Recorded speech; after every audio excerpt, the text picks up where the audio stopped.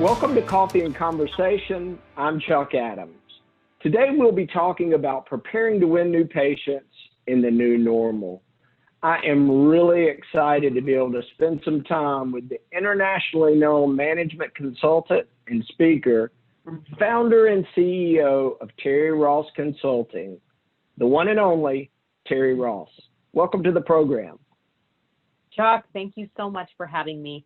I'm really honored at this opportunity to have coffee and conversations with you, cheers to you, more about really just giving back from my experiences in working with aesthetic practices as people are now in this recovery phase of starting to open up. So thank you again.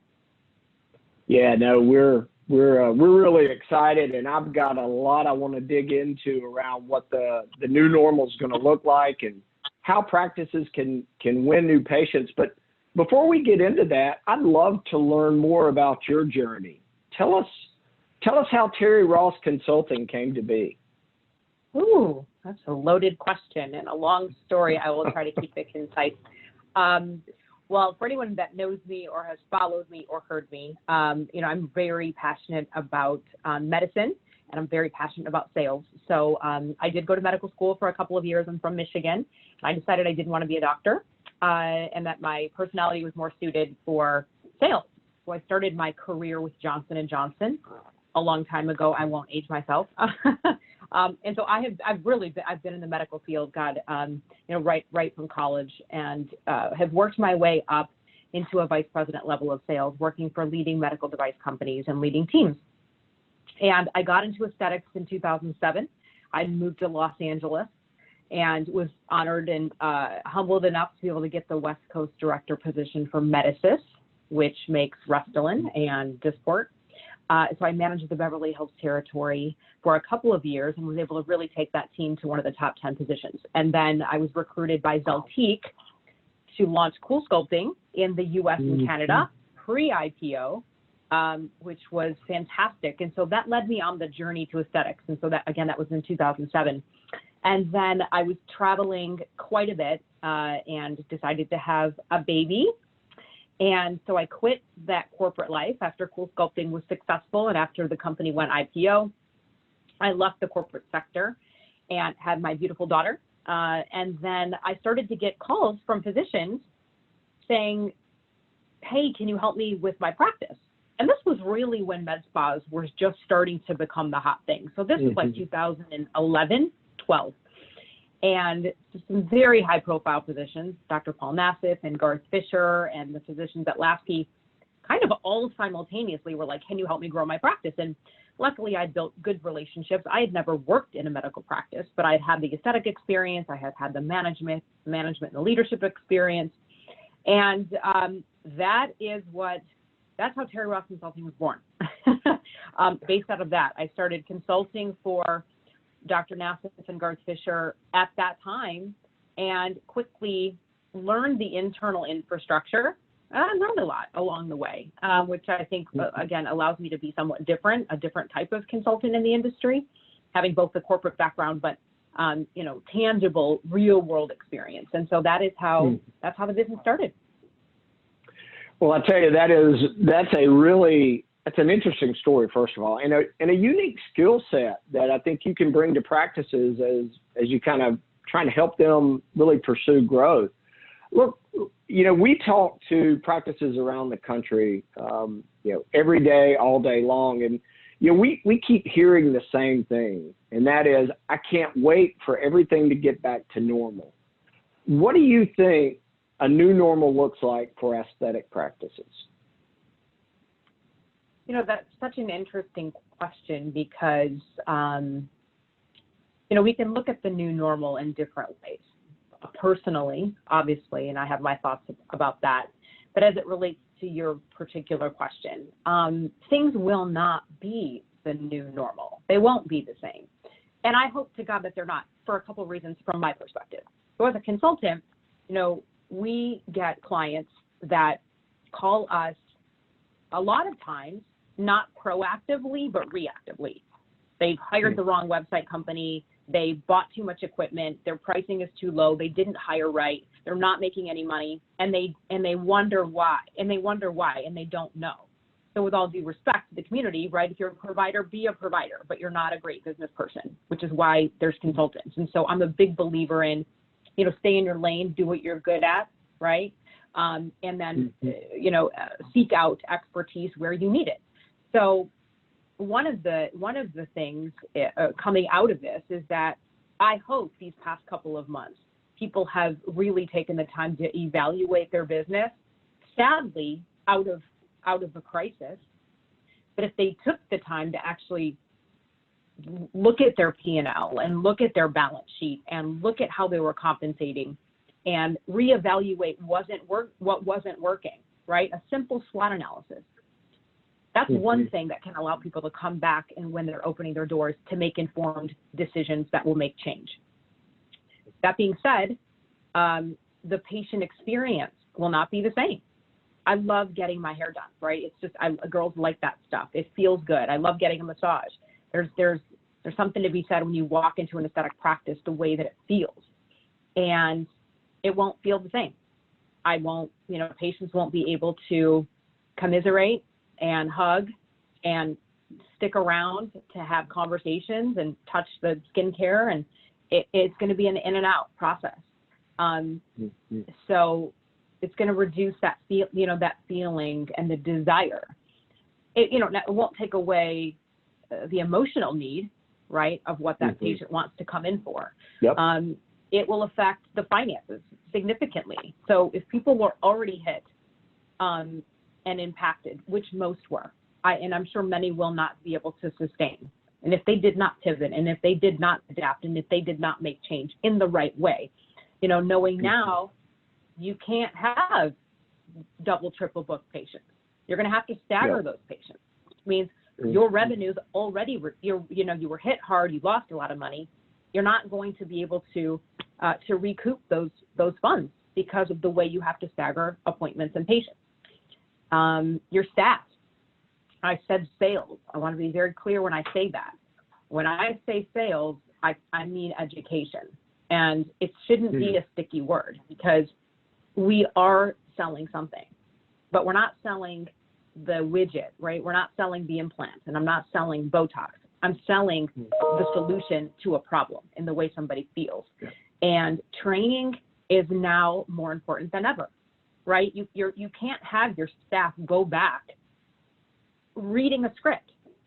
I mean, reading a script, who gives a shit about the words on the paper? Like, are they that skilled? Are they that adept and trained to be able to communicate effectively with sympathy and with empathy, right? Because people are going to be in a very different mindset than coming in and everybody's just real happy because they want to get their laser done that day. So those are some of the top things that I think are going to be very impactful and change the industry. Yeah, the aesthetic space is, there's such an emotional draw anyway in a lot of the services that people get. It's going to be really interesting to see, how that evolves from a patient experience as we really start to get some traction with practices opening up. I've heard you speak about this concept of hidden revenue, and I find it fascinating. Why don't you tell us what you mean when you talk about hidden revenue at a practice? Yeah, absolutely. Thank you for a great question. Again, back to my point about training and what does training mean? What does that consist of, right? That consists of, how your front desk answers the phone. It consists of understanding, all of the treatments and services that you offer and how they work versus the competitors. It means, do you understand the value proposition of the practice? Do you understand how to run your patient management software so it's efficient? Do you understand the dynamics of your website and when a web lead comes in, the cadence of what that should look like? To understand what happens in that consultation room to convert a patient. There is a whole host of things that I could go on and on. And so hidden revenue comes from the lack of training on how to operate your business effectively. It's not just a piece of software sitting here that you just type in Chuck's name in there. right? I always say inspect, right, what you expect. Mm-hmm. It's like garbage in, garbage out. And so everybody, and now we can't just, you know, throw spaghetti at the wall and hope that that marketing campaign works. We can't do that now. And so the hidden revenue comes from what is inside that database, right? What is the lifetime value of your patient? How often does Terri return, right? What does that retention number look like? How often are patients converting? The follow-up. I did a webinar with Simplast, and there's a blog on my website called The Fortune in the Follow-Up. No one follows up with patients. They might after a procedure. But if I came in for a consult and I did not book and I left, you know, there is no pick up the phone and genuinely call me and say, hey, Chuck, I know you were in on Tuesday. You know, this is Terri, the office manager. I'd love to get a little bit of feedback. I see that you didn't book. Help me understand why. Little things like that, right, make a difference in the practice. I would be so wowed at that if somebody wanted to call me. And so those are things, because when you pull the data out and you see how many people don't return, you're like, holy shit. I have a client in Cincinnati, and I was there. She's building a med spa. I was there for a different reason. She's a cosmetic dentist. And it ended up shifting into her dental business, which is very similar to aesthetics. It's cash, right? Mm-hmm. And we found about $6 million in open invoice that had never been closed. I mean, so just think about that. If you actually go back and pull clients that did not book for whatever reason, that's the hidden revenue. We don't need to be spending money on a new patient or discounting our services to get people. And so I would just really stress, like, it's really important to understand your KPIs and what reports matter, and then have really strict protocols. You know, again, not just coming out of COVID, but if you want to if you want to be in that top 1% of medical aesthetic practices, these are just things you have to do. Yeah, no, I couldn't agree with you more. I know in our space in digital marketing for aesthetic providers, one of the big challenges, I mean, that we see time after time after time, even with really successful practices, is they just don't have a good system in place, not just for lead intake, but for lead nurturing, and ensuring that they've got processes in place to make sure that they're not wasting that opportunity, because the decision doesn't always happen on the first consultation. Yeah. It may be a 30-day, a 60-day, or a 90-day. And I think, you know, when times are good, it's a lot easier for practices just to say, well, you know, we'll catch the next one. But I think it's going to be really important that they understand those metrics, and they're treating all of those inbound leads like gold. That's what we tell them. So, you know, understanding that there is, you know, a lot of hidden revenue or money left on the table, what are some tangible things that you would recommend a practice start to do today to not only find but capture some of that hidden revenue? You know, number one, I'll start with the now, right? I'll start with the now, and then I'll kind of work a little bit backwards. So, you know, patients are going to be coming in for consults, and to your point, they may or may not book. So whether that is a current client coming in for one thing, okay? What I always teach is we can't look at a patient as a symptomatic approach, right? I might come in today for Botox, but, you know, you really have to be able to have the ability to discuss with me everything else that's bothering me so that I can have a treatment plan. So I think it's important looking at, and so from a measurability standpoint, instead of looking at data in the month, which is fine, you can look at it in the month and in the week. But I think that it's easier, especially right now, perhaps with the lack of staff being at the practice, that I want you to take a look at how many new consults came in the month. And then I want you to take a look at who did not book. So those conversion ratios should be around 70%. If you're below that, something's broken in the process, okay? Whether that's a training issue, we don't know what happens behind those closed doors in that consult room. So at the end of the week, whether it's Friday or that Monday morning, if they did not book, I want you to make a copy of it, put it in a manila folder, and have the manager or somebody that you delegate within that practice to call every patient and have that conversation like I just said. we all are craving human touch right now. I would love if somebody called me and said, gosh, I know you were in and you didn't book your appointment. I'd love to learn a little bit why, right? And you're as an owner of a business or as a manager, you're also going to gain a lot of feedback. So pre-COVID, maybe I'm going to tell you that I didn't like that provider, or I waited too long, or there wasn't enough value, whatever that is. Post-COVID, right, I think it's just, again, that cherry on top to say, God, that was a great patient experience, and more of like the white glove service versus just leaving. So that's one thing. The second thing would be, hopefully you've been communicating with your patients throughout these couple of months. But it's important to go back. Obviously, go back on your cadence. So if you know that Botox is 3 months, your fillers are 6, your lasers are annual, whatever treatments you have and whatever time frame is required for them to come back to ensure they have the best outcome, being able to run those reports. And then not just sending a text and not just sending an email, right? The push marketing, right? We'll push, right? That's only going to get you so far, right? We want action-based things.